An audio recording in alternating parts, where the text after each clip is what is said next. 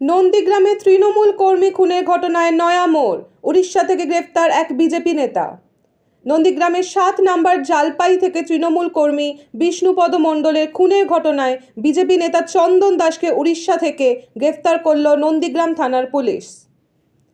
এই বিষয়ে রাজ্য বিধানসভার বিরোধী দলনেতা শুভেন্দু অধিকারী বলেন, এখানকার পুলিশ গ্রেফতার করছে না, বাইরের পুলিশ এসে গ্রেফতার করে নিয়ে যাচ্ছে।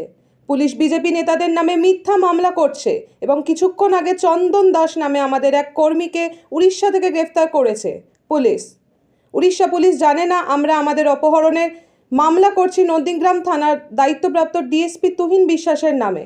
সেই সঙ্গে নন্দীগ্রামে মৃত তৃণমূল কংগ্রেস কর্মীর খুনের ঘটনায় যে একাধিক বিজেপি কর্মীর নামে মিথ্যা মামলা দেওয়া হয়েছে তা নিয়ে কোর্টে যাওয়ার কথাও তিনি বলেছেন। নাগরিকদের জন্য ভুয়ো পাসপোর্ট সংক্রান্ত নথি যাচাইয়ে তৎপর পুলিশ। ক্যানারে কদমগাছি গ্রাম পঞ্চায়েত সবচেয়ে বেশি জন্মের শংসাপত্র ইস্যু হয়েছে এখানে।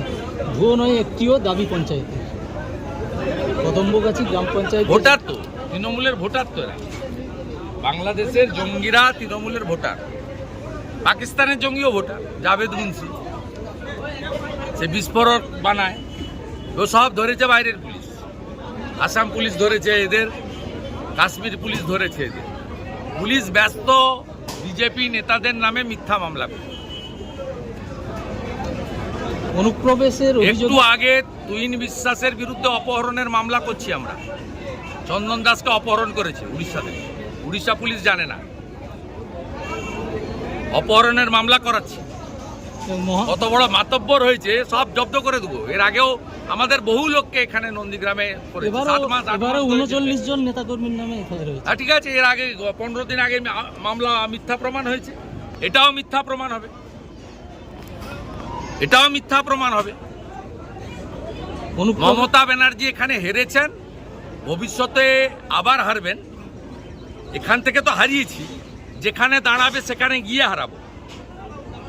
তাই প্রতিহিংসার বশবর্তী হয়ে হিন্দু নেতাদের পুলিশকে ব্যবহার করে এই জিনিস করছে। কিন্তু এতে নন্দীগ্রামের কোনো লোক মাথা নত করবে না। এখন গাছ থেকে পড়ে গেলেও বলছে তৃণমূলের লোক মরে গেছে, বাস থেকে পড়ে গেলেও বলছে, এরপরে বাজ পড়ে মারা গেলেও বলবে তৃণমূলে বিজেপি মেরে দিয়েছে।